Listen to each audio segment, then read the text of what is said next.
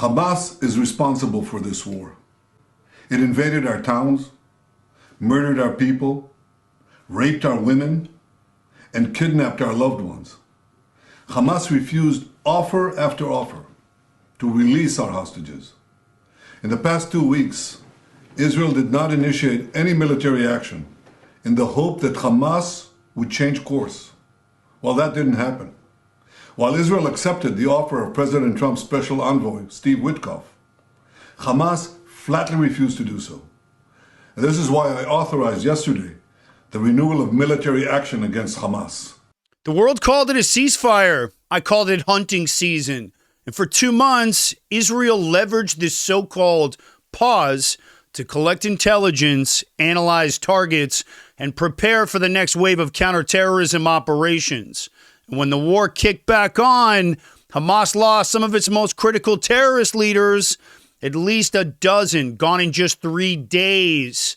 And on this episode, I'm going to take you inside the operation.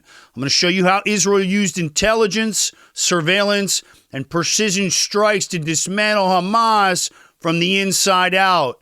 This isn't just about eliminating terrorists. This is about psychological warfare.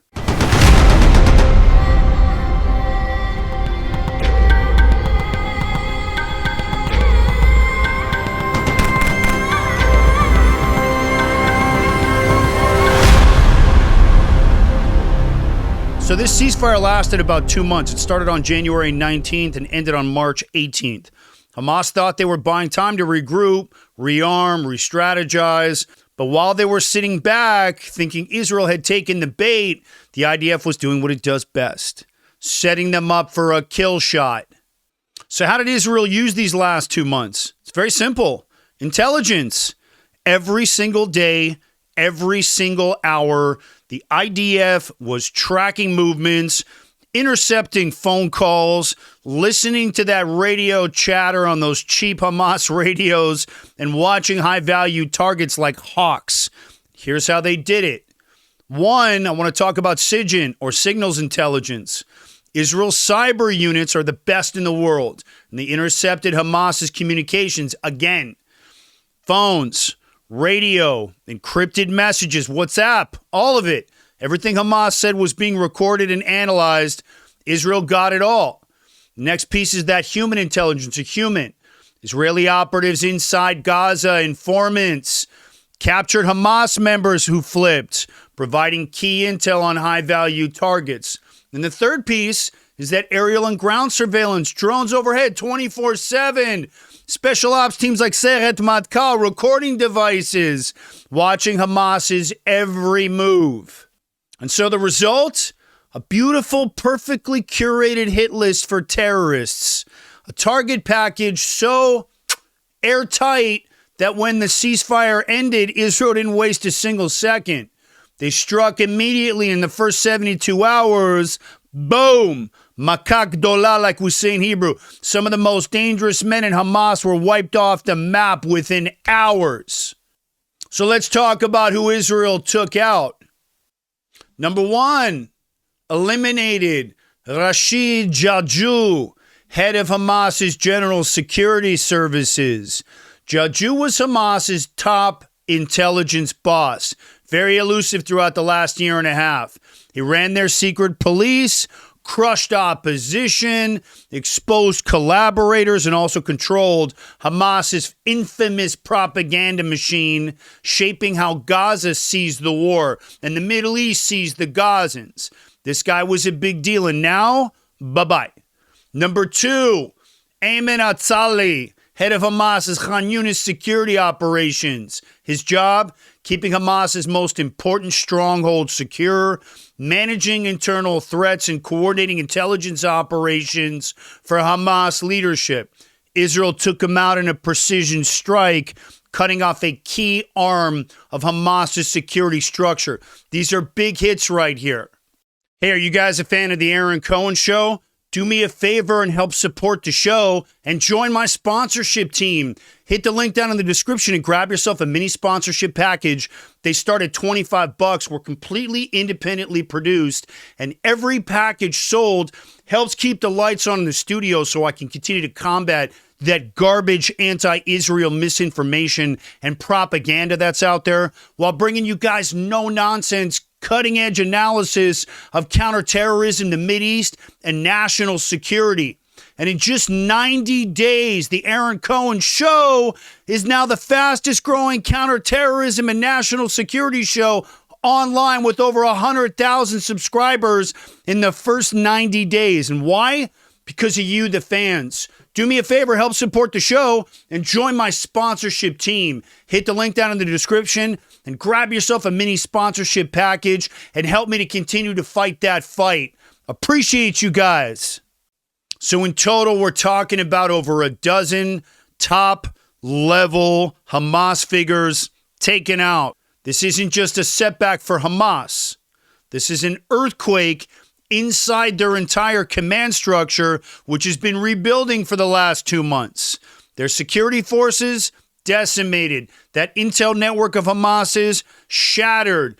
Their leadership and what's left of their leadership, panicking.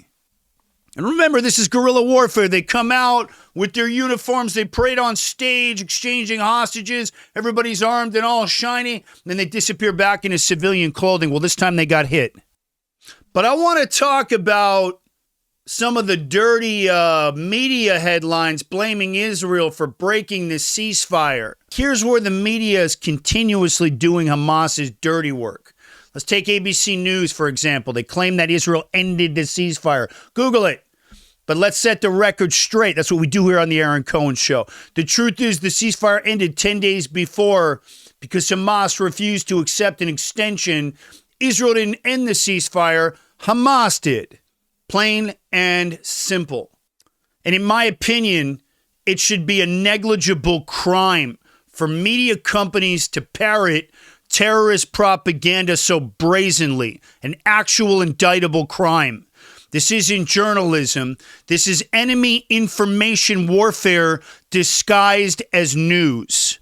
Now, I want to talk about Israel's Knesset. So what happens next? Well, let me tell you what members of the Israeli Knesset are saying right now. They were asked what their vision is for taking this next part of the fighting to Hamas. And one of the Knesset members, Ohad Tal, said something pretty straightforward, no nonsense. A year and a half under the Biden administration forced us to fight Hamas with one hand and feed them with another.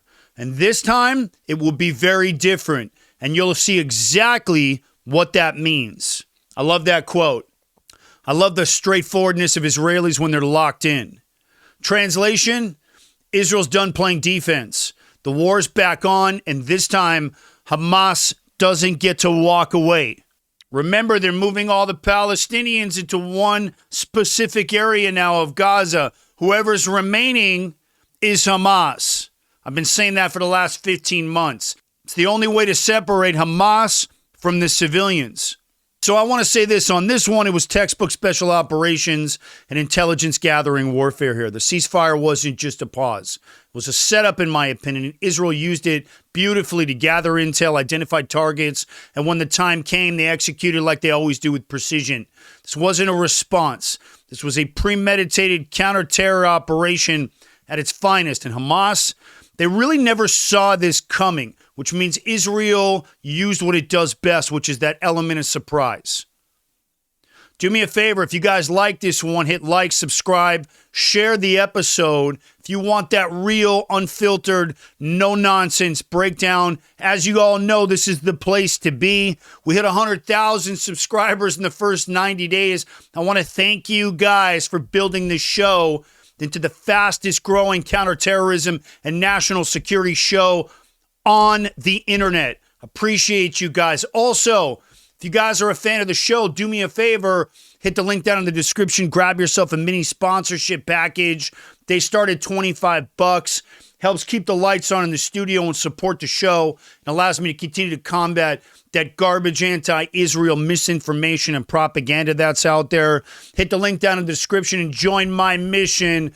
Let's keep fighting this thing together. I'm going to come back to this. There's going to be a lot more operations opening up, and I'm going to update you guys as always. I want to thank you guys for watching. I'm Aaron Cohen. You're watching the Aaron Cohen Show, and I will catch you guys on the next one.